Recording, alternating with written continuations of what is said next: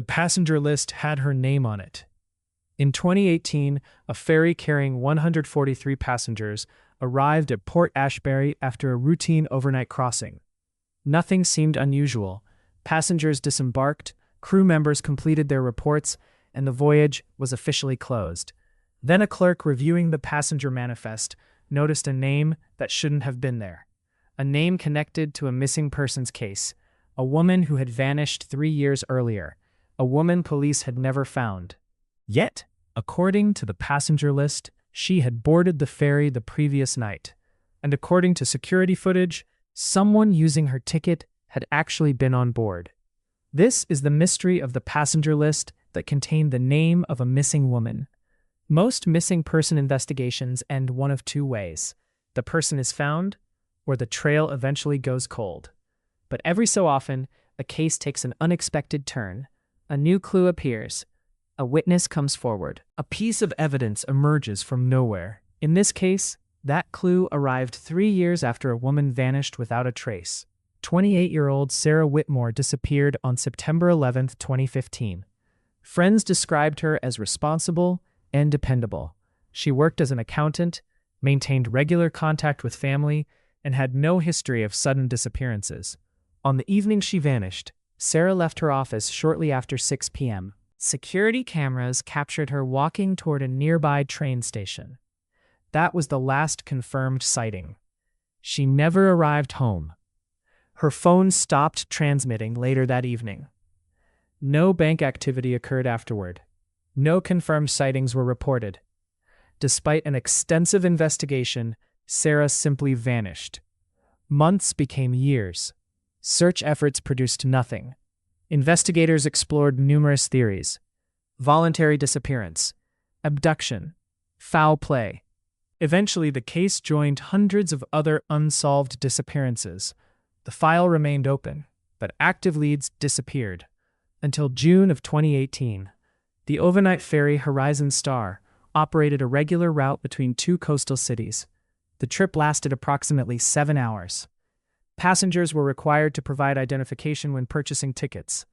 On June 18th, a ticketing clerk reviewing travel records noticed something unusual. One passenger name stood out: Sarah Whitmore. At first, the clerk assumed it was a coincidence, a different person with the same name. Then she remembered the missing persons posters. The photo, the story, the disappearance. The name matched perfectly. She immediately notified her supervisor. Investigators discovered the ticket had been purchased online 3 days before departure.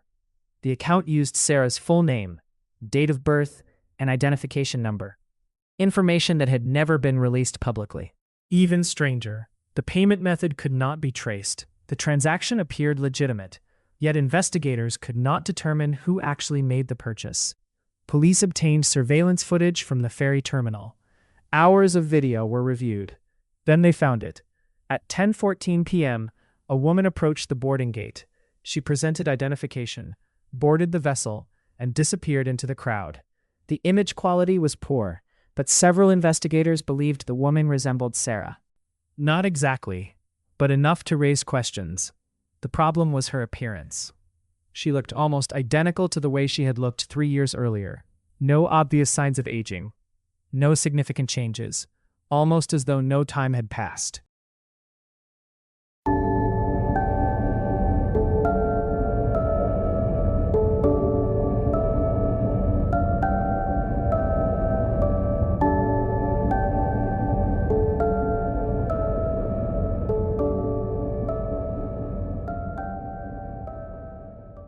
Passenger records showed the ticket holder had reserved a private cabin.